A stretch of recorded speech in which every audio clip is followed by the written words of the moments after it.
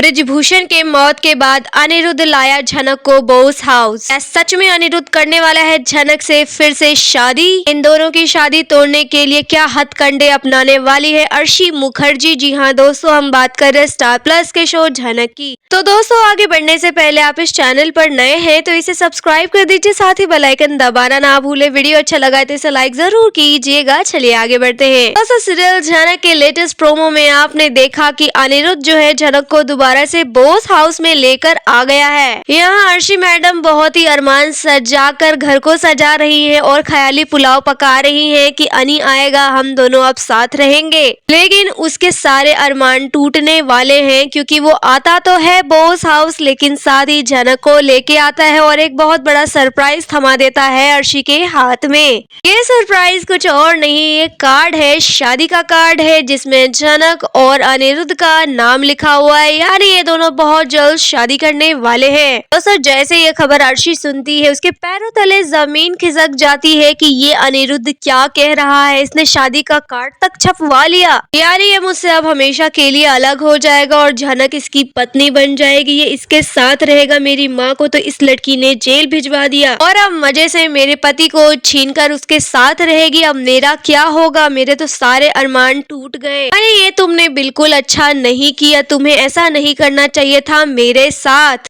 क्योंकि झनक और ब्रिजभूषण ये केस जीत जाएंगे जिसका बदला लेने के लिए सृष्टि अपने लोगों को कहेगी कि इन दोनों को गोली मरवा दो। जी हाँ, वो अपने लोगों को भेजने वाली है जिनको इंस्ट्रक्ट करेगी कि ब्रिजभूषण और झनक को गोली मारनी है, उन्हें इस दुनिया से अलविदा कहवाना है। यहाँ पे सृष्टि के बंदे उनके घर पे पहुँचते हैं जहाँ अनिरुद्ध भी मिलने के लिए गया होता है झनक के साथ। यहाँ इन दोनों में अनबन होती है, झनक नहीं बात करना चाहती है अनिरुद्ध से। अनिरुद्ध उसे बार बार पीछे से रोकता है लेकिन झनक आगे चली जाती है। लेकिन तभी दो गोली की आवाज आती है। जी हाँ, यहाँ बताया जा रहा है कि दो गोली की आवाज आएगी जिसमें एक गोली झनक के लिए थी और एक गोली ब्रिजभूषण के लिए थी। क्योंकि झनक थोड़ी आगे चली जाती है तो वो गोली लग जाती है अनिरुद्ध को। हाँ, यहाँ पे एक गोली अनिरुद्ध को और दूसरी गोली पंडित ब्रिजभूषण को लगने वाली है। इन दोनों की ऐसी हालत देखकर झनक घबरा जाती है कि दोनों ही उसके दिल के बहुत करीब हैं। वो इन दोनों में से किसी को भी नहीं खोना चाहती, इसलिए मदद के लिए सबको बुलाएगी। लेकिन हम आपको बता दें कि जिस तरीके से अनिरुद्ध झनक को अपने घर लेके आया है और उसका जो गेटअप दिखाया जा रहा है उससे साफ साफ पता चल रहा है कि झनक के पिता की मौत हो चुकी है। गोली लगने के कारण पंडित ब्रिजभूषण मर चुके हैं और जाते जाते उन्होंने अनिरुद्ध से वादा लिया होगा कि वो जिंदगी भर झनक का साथ देगा। यानी वो झनक से शादी कर ले और झनक की जिम्मेदारी अपना ले। क्योंकि जब तक पंडित ब्रिजभूषण जिंदा था उसने अनिरुद्ध की आंखों में झनक के लिए बहुत प्यार देखा, बहुत तड़प देखी। वह यह समझ गया है कि अनिरुद्ध जो है झनक से सच्चा प्यार करता है। हाँ, मेरी बेटी इस चीज को एक्सेप्ट नहीं करना चाहती है लेकिन वो भी बहुत ज्यादा प्यार करती है अनिरुद्ध से, तो वो दो दिलों को मिलाना चाहता है और जाते जाते इन दोनों से वादा लेता है कि तुम दोनों शादी कर लोगे, ये मेरी आखिरी इच्छा है। कि दोस्तों, पंडित ब्रिजभूषण को अपनी बेटी की बहुत ज्यादा चिंता थी। वो अपनी बेटी का हाथ एक ऐसे इंसान के हाथ में देना चाहता था जिसकी वो जिम्मेदारी अच्छे से उठा पाए। यानी ऐसा इंसान जिसपे वो ट्रस्ट कर सके आंख बंद करके, और जो इंसान कभी भी उसे धोखा ना दे। उसे अनिरुद्ध से बेटर कोई नहीं लगा और वो अनिरुद्ध से वादा ले लेगा और उसके बाद यहाँ पे पंडित ब्रिजभूषण की हो जाएगी मौत। अब पिता के मौत के बाद झनक हो जाएगी उदास, चली जाएगी सदमे में और अनिरुद्ध बन जाएगा झनक का सहारा। जी हाँ, ठीक उसी तरह जब झनक की माँ उर्वशी रैना की मौत हुई थी तब अनिरुद्ध ही था जो झनक को संभाला था, क्योंकि उसकी माँ के अलावा कोई भी इंसान नहीं था जो झनक का देखभाल कर सके।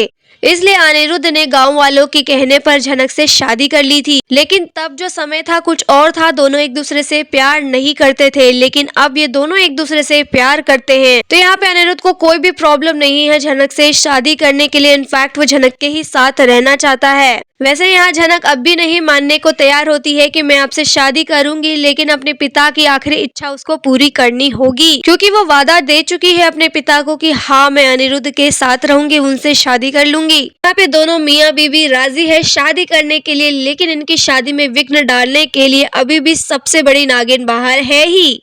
जी हाँ, ये कोई और नहीं अर्शी मुखर्जी है। अब अर्शी मुखर्जी अपने पति को किसी और के साथ कैसे देख सकती है? अर्शी के मन में यहाँ पे झनक के लिए बहुत ज्यादा नफरत तो है ही, और एक और नफरत तब बढ़ने वाली है जब उसकी माँ जेल चली जाएगी, क्योंकि अब उसे ये लगेगा कि झनक ने एक एक करके मेरे से सब कुछ छीन लिया, मेरी माँ को जेल भिजवा दिया और अब मेरे पति से शादी कर रही है, मुझे वेडिंग कार्ड दे रहे हैं लोग। इन लोगों की इतनी हिम्मत कैसे हुई? मैं इतनी आसानी से ये सब चीजें होने नहीं दूंगी। साथ ही दोस्तों आप देखने वाले हैं कि अर्शी यहाँ अकेले नहीं होगी जो इन दोनों की शादी से नाखुश है। अभी तो पूरा बोस परिवार भी मौजूद रहेगा। वो बोस परिवार भी बिल्कुल पसंद नहीं करते अनिरुद्ध और झनक की जोड़ी को। यहाँ पे अर्शी जो भी साजिश और चाल चलने वाली है उसमें यहाँ देने वाले है बोस फैमिली उसका साथ।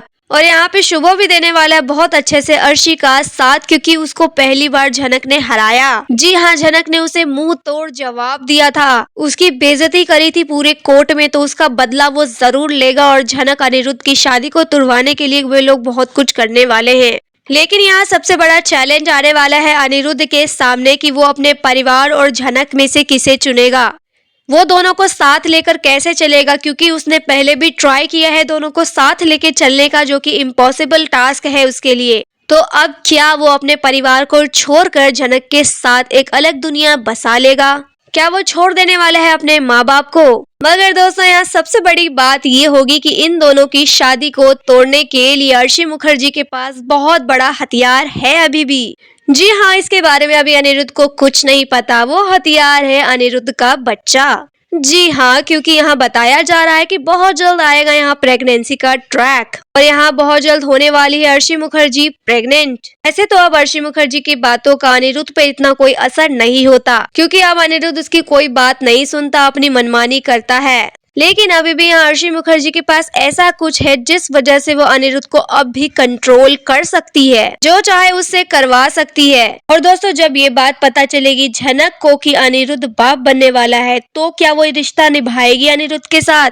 मतलब क्या वो फिर भी तैयार हो जाएगी अनिरुद्ध से शादी करने के लिए? क्या उसे अपने पिता को दिए हुए वचन को तोड़ना पड़ेगा? क्योंकि यहाँ अर्शी तो जीत जान लगाने वाली है इस शादी को तोड़ने के लिए। वो बिल्कुल भी नहीं चाहेगी कि झनक मेरे पति की जिंदगी में आए। तो यहाँ आप देखेंगे कि बच्चे का डर बनाने वाले हैं अनिरुद्ध के ऊपर, उस पर दबाव बनाएंगे कि तुम अब पिता बनने वाले हो और इस मोमेंट पे तुम मुझे नहीं छोड़ के जा सकते। तुम एक पराई लड़की की जिम्मेदारी उठाने के लिए तैयार हो, लेकिन अपने बच्चे की नहीं। ऐसे कैसे हो सकता है? अगर तुमने ऐसा करने से मना किया तो मैं कोर्ट तक जाऊंगी, मैं अपने बच्चे का हक मांगूंगी। और साथ ही आप देखेंगे कि बोस फैमिली भी अनिरुद्ध पर दबाव बनाने की कोशिश करेंगे। उसे कहेंगे कि तुम पिता बनने वाले हो, अपने बच्चे को इस तरीके से छोड़ के नहीं जा सकते। और तुम कह रहे हो तुम झनक से शादी करोगे, एक पत्नी होने के बावजूद तुम दूसरी शादी क्यों करोगे? तुम्हें ऐसा नहीं करना चाहिए अनिरुद्ध। और ये लोग सारा का सारा इल्जाम फिर से झनक के ऊपर डालने वाले हैं।